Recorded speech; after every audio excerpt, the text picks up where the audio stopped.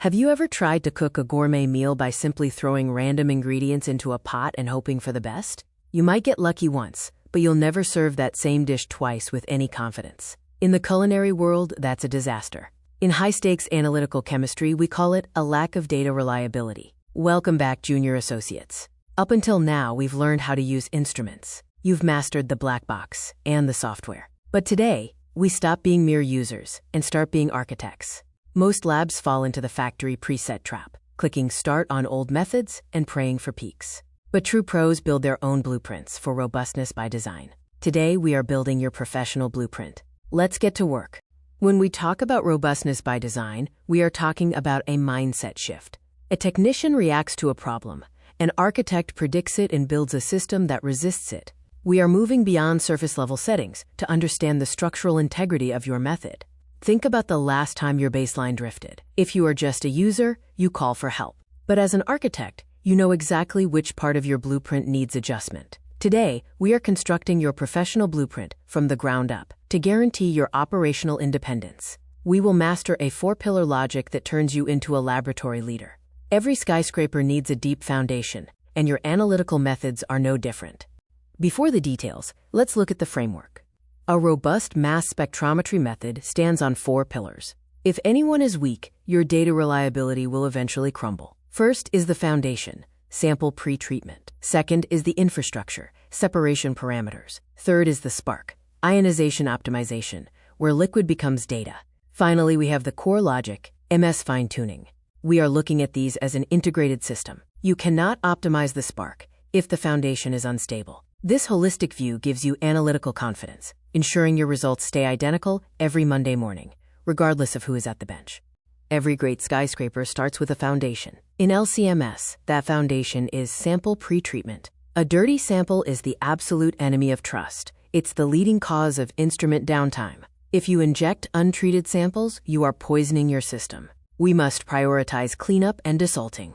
We measure success using 2 metrics, recovery and the matrix effect. Recovery tells us how much target survived the cleaning, while the matrix effect tells us how remaining junk suppresses our signal. I've seen researchers spend weeks tuning a mass spec, only to find a 10% recovery rate was the real problem. You cannot tune your way out of a bad foundation. Next is the infrastructure, separation parameters. Think of this as choosing the right track for the molecular race. Strategic development requires a deliberate choice of column, whether it is standard LC, GC, or adding ion mobility to catch stubborn isomers. We must also optimize the environment. Temperature is a tool for controlling selectivity, and your choice between methanol and acetonitrile determines your ionization efficiency later. Then there is the flow rate, the ultimate strategic lever. You must find the sweet spot between runtime and resolution. We want a rugged method that withstands variations in operators and solvent batches. Now we reach the most dynamic part, ionization optimization. This is the spark that turns your liquid flow into a gaseous, charged signal. This is where the physics of the source meets the chemistry of your sample. You must fine-tune the spray voltage, hunting for the signal plateau, the spot where ionization is efficient without triggering an unstable corona discharge. Then, manage your gas pressure and temperature. You need enough heat to evaporate the solvent, but not so much that you thermally degrade your analyte. A true architect performs a parameter sweep, systematically adjusting settings until the signal stabilizes. This ensures your peaks stay consistent day after day. Finally, we arrive at the core logic, MS parameters. This is where the molecular safe cracking happens. For every new compound, we build a custom interrogation plan. We start with the fragmenter voltage, denoted as V. This controls the energy of ions entering the vacuum. Set it too high and they break early, too low and they clog the optics. Then we move to the heart of MS/MS collision energy. We optimize this to find the most abundant and stable mass transition. Lastly, we set the cell accelerator voltage to move fragments quickly and prevent ghosting. This logic ensures your method is both sensitive and incredibly specific, finding one molecule in a billion.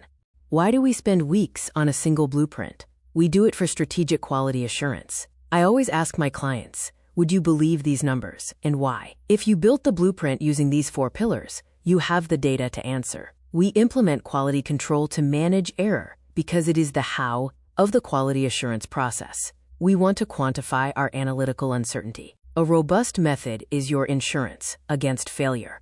We standardize our measurements so your data is repeatable in New York, Singapore, or anywhere else. When you can prove your numbers, you move from technician to trusted advisor. Let's wrap up this briefing.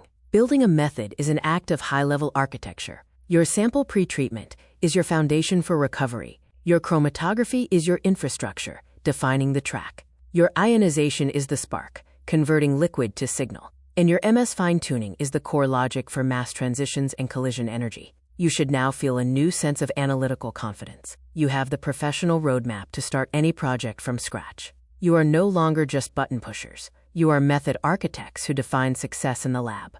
As I tell my associates, having a brilliant blueprint is only the first step. To achieve operational independence, you must prove to the world that your blueprint works. You have to satisfy the toughest global standards of the FDA and the EMA. Your data is only as good as its validation. You've built the skyscraper. Now it's time to pass the inspection. Get ready.